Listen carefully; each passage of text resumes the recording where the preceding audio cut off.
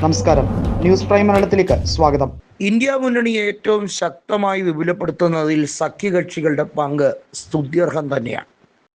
ബീഹാറിൽ നമുക്കറിയാം, തെരഞ്ഞെടുപ്പിന് ശേഷം കോൺഗ്രസിൽ നിന്നും ജയിച്ച MLA-മാരെ ചാക്കിട്ട് പിടിച്ച് BJP കൃത്യമായും സ്ട്രാറ്റജിക്കൽ ഗെയിം ഇറക്കിയിരിക്കുകയാണ്. എന്നിട്ടും RJD കോൺഗ്രസ് ബന്ധത്തിന് ഉലച്ചിലൊന്നും സംഭവിച്ചിട്ടില്ല. സമാജ്വാദി പാർട്ടിയും കോൺഗ്രസും തമ്മിൽ സീറ്റ് ധാരണയിലേക്ക് പോകാൻ ഇനി സാധ്യതയില്ല എന്ന് പറഞ്ഞ് പരിഹസിച്ച BJPക്ക് തക്ക മറുപടി കൊടുത്തുകൊണ്ട് 2027 നിയമസഭാ തെരഞ്ഞെടുപ്പിന് ഒരു വർഷം ബാക്കി നിൽക്കെ തന്നെ സീറ്റ് ഷെയറിംഗ് ഫോർമുല അണിയറയിൽ തയ്യാറാക്കി കഴിഞ്ഞിരിക്കുകയാണ്. 100-ൽ കൂടുതൽ സീറ്റുകൾ സമാജ്വാദി പാർട്ടി സഖ്യകക്ഷികൾക്കായി നീക്കുകയാണ്. അതിലേറിയ പങ്കും കോൺഗ്രസിനാണ്.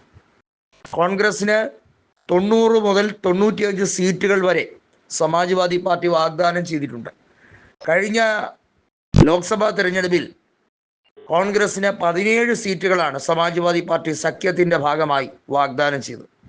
അതിൽ 6 സീറ്റ് ജയിക്കുകയും മറ്റെല്ലായിടത്തും BJPയുടെ അല്ലെങ്കിൽ NDAയുടെ നേതാക്കളുടെ ഭൂരിപക്ഷം കുത്തനെ ഇടിയാനുള്ള കാരണം കോൺഗ്രസ് നേതാക്കൾ കാരണം വരുത്തി വയ്ക്കുകയും ചെയ്തു.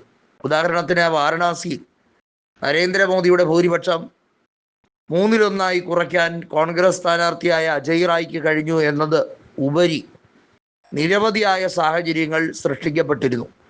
ലക്നൌവിൽ രാജ്നാഥ് സിംഗിൻ്റെ ഭൂരിപക്ഷം കുറഞ്ഞു. അത്തരത്തിൽ പല സാഹചര്യങ്ങളുണ്ടായി. കോൺഗ്രസ് നേതൃത്വത്തിനെ എഴുതിത്തള്ളാൻ കഴിയില്ല, അവിഭാജ്യ ഘടകം തന്നെയാണ് എന്ന തിരിച്ചറിവ് BJPക്ക് ഉണ്ടാക്കിയെടുത്തത് 2024 ലോക്സഭാ തെരഞ്ഞെടുപ്പിൻ്റെ പരിണിത ഫലം തന്നെയാണ്.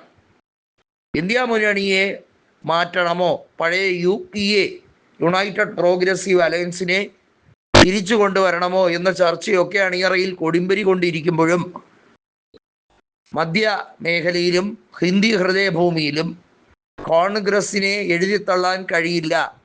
കോൺഗ്രസ് വലിയ ശക്തി തന്നെയാണ്. ഇപ്പോഴും BJPയെ അട്ടിമറിച്ചുകൊണ്ട് അധികാരത്തിൽ വരാനുള്ള കെൽപ്പ് ഇന്ത്യ രാജ്യത്ത് മതേതര ശക്തികൾ ഒരുമിച്ചാൽ കഴിയും എന്ന ആശങ്ക BJPക്ക് നൽകാൻ കോൺഗ്രസ് നേതൃത്വത്തിന് കഴിഞ്ഞു എന്നുള്ളത് ചെറിയ കാര്യമല്ല. ബംഗാളിൽ തൃണമൂൽ കോൺഗ്രസുമായി പ്രത്യക്ഷത്തിൽ സഖ്യമൊന്നുമില്ലെങ്കിലും സീറ്റ് ഷെയറിങ്ങിൽ പുതിയ ഒരു ഇക്വേഷനിലേക്ക് പോകാൻ തന്നെയാണ് കോൺഗ്രസിനെ വിശ്വാസത്തിലെടുത്തുകൊണ്ട് മുന്നോട്ട് പോകാൻ തന്നെയാണ് അഭിഷേക് ബാനർജിയും അതുപോലെ തന്നെ മമതയുടെ ടീമും തീരുമാനിച്ചിരിക്കുന്നത് എന്നുള്ളതാണ് മറ്റൊരു കാര്യം. അതായത് നിലവിൽ ദേശീയ രാഷ്ട്രീയത്തിൽ രാജ്യസഭയുടെ കാര്യങ്ങളിൽ BJP കേവല ഭൂരിപക്ഷം കടക്കാതിരിക്കാൻ വേണ്ടി പല നീക്കങ്ങൾ ഇന്ത്യ മുന്നണിയുടെ ഭാഗത്തു നിന്നും ഉണ്ടായി വരുന്നുണ്ട്.